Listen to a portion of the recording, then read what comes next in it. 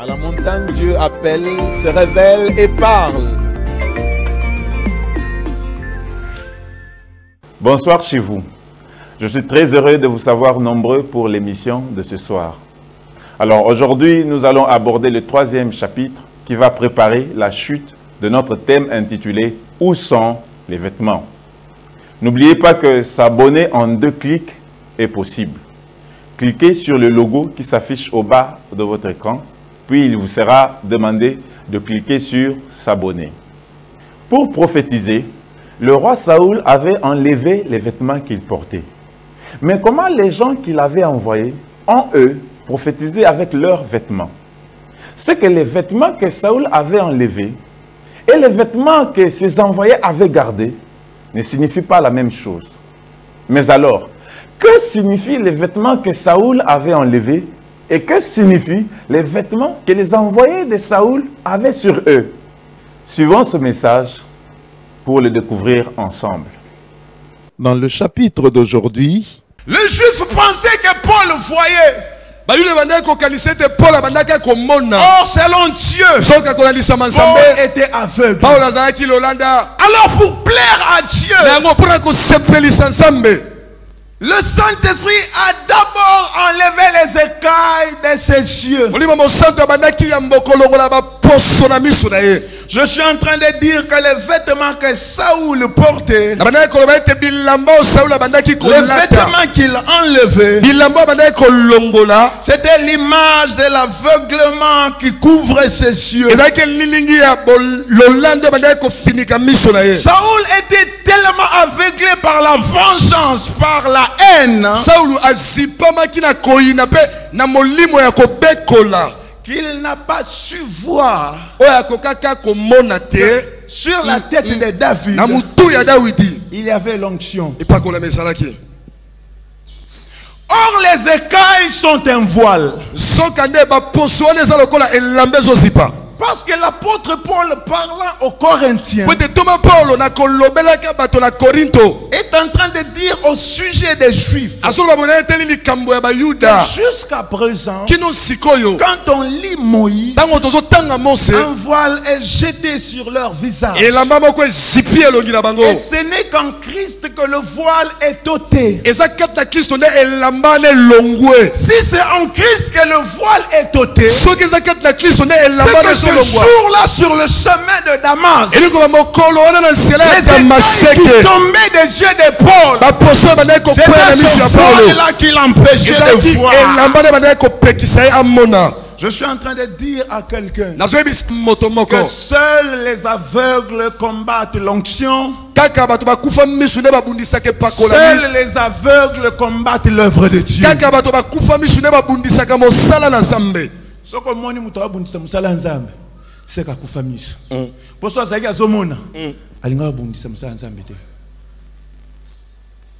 Écoutez, Michée a été combattu. Michée s'est retrouvé dans un trou.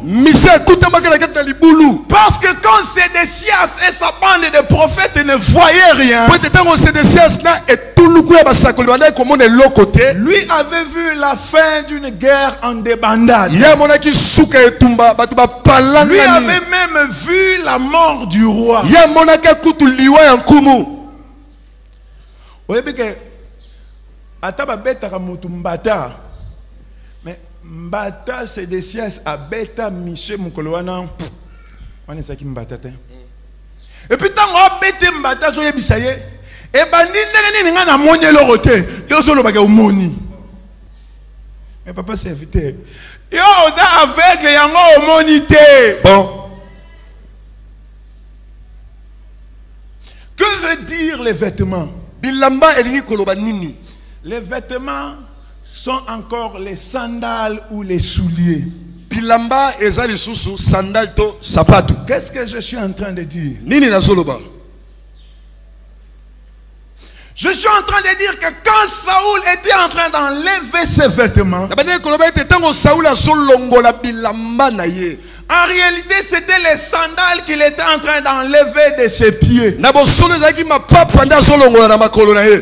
Parce que quand Moïse s'est retrouvé devant le buisson ardent, il a été dit pour plaire à Dieu d'enlever les sandales de ses pieds. Mais qu'est-ce que les sandales ont à voir avec ça? Écoutez, chez les Égyptiens, seuls les hommes libres portaient des sandales ou les souliers.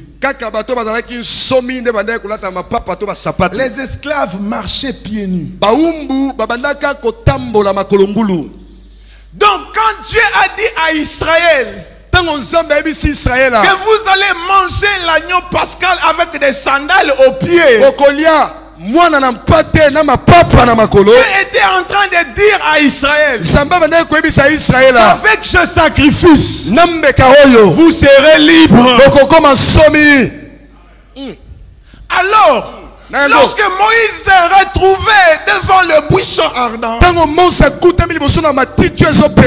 et qu'il lui a été dit pour plaire à Dieu d'enlever les sandales de ses pieds, Dieu était en train de dire à Moïse, toi Moïse, pour avoir été le fils de la fille de Pharaon, pour avoir été élevé dans toute la sagesse de l'Égypte, pour avoir été un prince égyptien, tu as vécu un homme libre. Mais pour parler à mon nom, pour devenir mon représentant, tu dois devenir mon esclave. Tu dois d'abord perdre ta liberté. Dans mon terrain, c'est moi le chef. Voilà pourquoi Romains 6, 22, Paul est en train de dire, ayant été affranchi du péché, vous êtes devenus esclaves de Dieu. Je suis en train de dire que les vêtements que Saoul était en train d'enlever, en réalité c'était sa liberté de tout faire, sa liberté de poursuivre David partout, sa liberté de tuer même les sacrificateurs contre laquelle le Saint-Esprit s'opposait. Celui qui a l'onction n'est pas libre de tout faire. Il est plutôt un esclave. Très bien. À cause de l'onction, les fils d'Élie ont pensé qu'ils avaient la liberté d'abuser des femmes qui venaient au temple.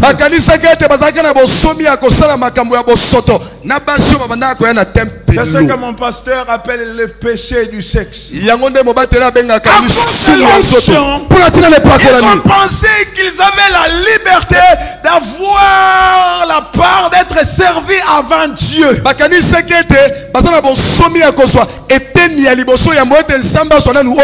C'est ça qu'on appelle l'amour de la gloire. À cause de l'onction, ils ont pensé qu'ils pouvaient avoir la grande part.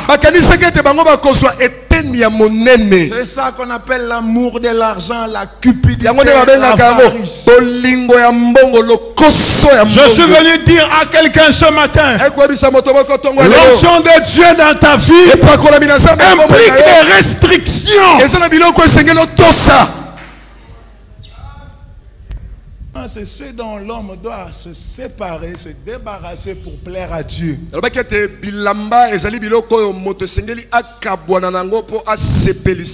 Or, quand nous lisons 2 Corinthiens, chapitre 5, verset 3,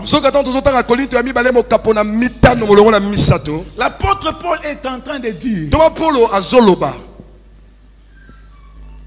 que pour aller au ciel, nous devons être trouvés vêtus non nus.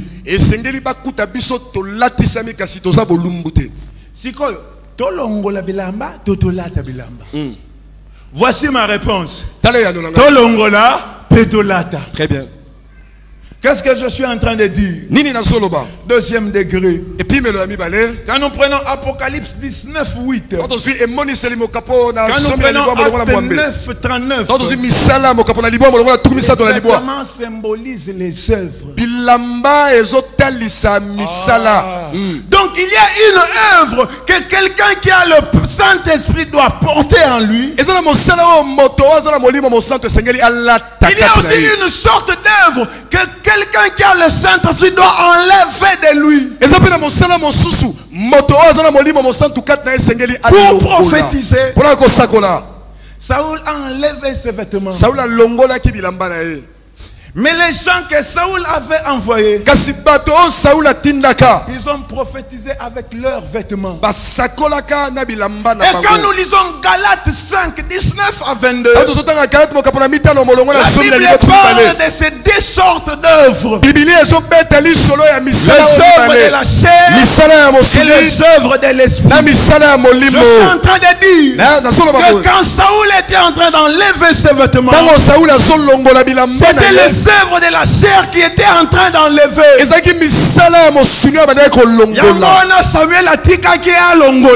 Parce qu'en réalité ce n'était pas les vêtements, c'était l'image des œuvres de la chair qui étaient en lui.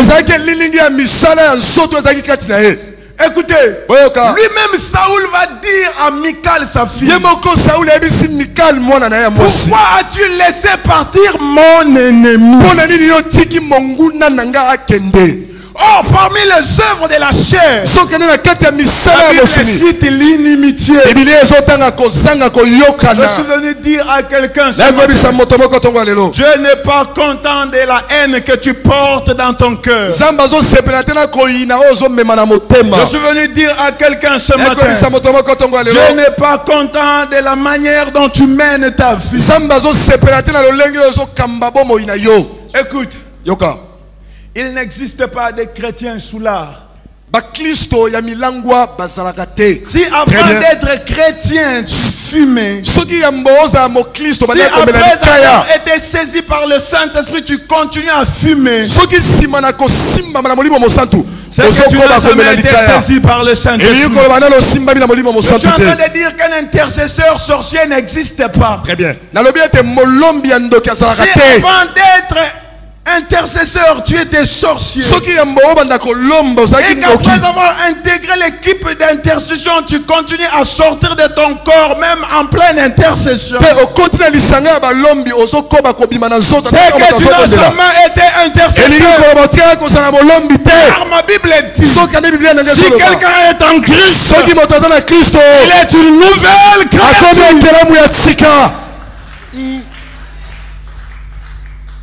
Regardez, quand Saoul a appris que David était auprès de Samuel,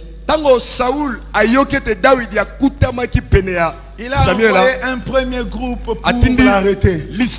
Lorsqu'ils sont arrivés, ils se sont retrouvés en train de prophétiser. Il a envoyé un second groupe. C'était la même chose. Il a envoyé un troisième groupe. C'était la même chose. Et lui-même dit j'irai. En se décidant d'aller au 4e tour, non seulement il a prophétisé comme les autres, mais lui il a enlevé aussi ses vêtements. Or en lisant ma Bible, Luc 20, 14, il y avait un maître qui voulut avoir une part du fruit de sa vigne. Il envoya un de ses serviteurs auprès des vignerons. Les vignerons le bâtirent. Il envoya un deuxième qu'ils ont blessé. Il envoyé un troisième qu'ils ont chassé. Et le maître s'est dit, pour la 4e fois, je vais envoyer mon propre fils, mon fils bien-aimé. Peut-être qu'ils auront du respect pour mon fils. Lorsque les vignerons ont vu le fils, ils se sont dit, voici l'héritier, tuons-le et la vigne sera en nous. Bien-aimé, pourquoi c'est seulement au 4e tour que la sentence est plus sévère? Pourquoi Saoul a-t-il attendu seulement à la 4e fois pour se décider d'aller? Pourquoi le maître de la vigne n'a-t-il pas envoyé son fils à la 1e, 2e ou 3e fois? Il a attendu seulement à la 4e fois. Je suis en train de dire que le chiffre 4 dans notre passage parle du royaume, parle du roi. Mais dans la parabole de Luc, le chiffre 4 symbolise le fils bien-aimé, il symbolise l'héritier. Qu'est-ce que je suis en train de dire? Je suis en train de dire que pour ton salut, l'héritier n'a pas été traité comme roi. Merci à la régie pour cet élément. Les deux types de vêtements parlent de deux types d'œuvres. Lisons Galates 5, le verset 19 à 22, pour en connaître davantage. La Bible déclare: les œuvres de la nature humaine sont évidentes. Ce sont l'adultère, l'immoralité sexuelle, l'impureté, la débauche, l'idolâtrie, la magie, les haines, les querelles, les jalousies, les colères, les rivalités, les divisions, les sectes, l'envie, les meurtres, les vogneries, les excès de table et les choses semblables. Je vous préviens, comme je l'ai déjà fait, ceux qui ont un tel comportement n'hériteront pas du royaume de Dieu. Mais le fruit de l'esprit, c'est l'amour, la joie, la paix, la patience, la bonté, la bienveillance, la foi, la douceur, la maîtrise de soi. Je suis venu dire à une personne ce soir que Dieu n'est pas content des œuvres que tu portes. Et ce soir, il t'appelle à t'en débarrasser. N'est-ce pas une soirée propice que Dieu t'accorde pour commencer une nouvelle vie? N'oublie pas que pour ton salut, à Golgotha, l'héritier n'a pas été traité comme roi. Ce soir, tu peux prier avec moi pour parler à Dieu, afin que ta vie puisse changer et que Dieu te donne de nouveaux vêtements. Si tu le veux, tu peux répéter après moi cette prière. Prions ensemble. Seigneur Jésus, pour moi, tu as été humilié à la croix. Pour moi, tu as été pendu au bois. Je viens à toi ce soir. J'ai vécu une vie qui ne te plaît pas. Mes œuvres n'étaient pas dignes. Pardonne-moi. Délivre-moi. Puisse ton sang répandu au bois du calvaire changer ma vie et que ton Saint-Esprit m'aide à marcher en nouveauté de vie. Seul, je n'y arriverai point. J'ai besoin de ta grâce. J'ai besoin de ton aide. Je fais cette prière avec foi. Au nom de Jésus. Amen. Si tu as fait cette prière de tout ton cœur, sois rassuré, Dieu t'a exaucé. Car Lamentation chapitre 3, verset 31, la Bible déclare: car le Seigneur ne rejette pas à toujours. Pour savoir dès qu'une vidéo est en ligne ou une émission passe en direct, activez la cloche de notification. Nous aménageons notre programme pour lancer chaque jeudi l'émission L'Évangile dans un char. Une émission qui va nous aider à avoir les clés pour interpréter la parole de Dieu et comprendre le langage allégorique des Saintes Écritures. Nous sommes à Kinshasa et nous organisons chaque dimanche un culte francophone de 10h45 à 12h45. Vous pouvez nous écrire grâce aux coordonnées qui s'affichent au bas de vos écrans, PC, tablette, téléphone. Nous allons vous répondre dans un meilleur délai. Quant à moi, je vous dis au revoir et retrouvons-nous le dimanche prochain pour le 4e chapitre qui va clore cette série intitulée « Où sont les vêtements ?» Avant de partir, n'oubliez pas de vous abonner et de partager au maximum. Que le Seigneur vous bénisse. Bye bye. Vous pouvez vous procurer cet enseignement disponible en chapitre avec commentaire de l'orateur en nous appelant au plus 243 81 40 28 324 ou en nous écrivant à agfbrdc.contact@gmail.com ou encore allez sur YouTube et tapez Amazing Grace Télévision pour suivre cet enseignement. N'oubliez pas de vous abonner pour ne rien rater et aussi de partager au maximum pour édifier et sauver des vies pour le Seigneur Jésus-Christ. Merci.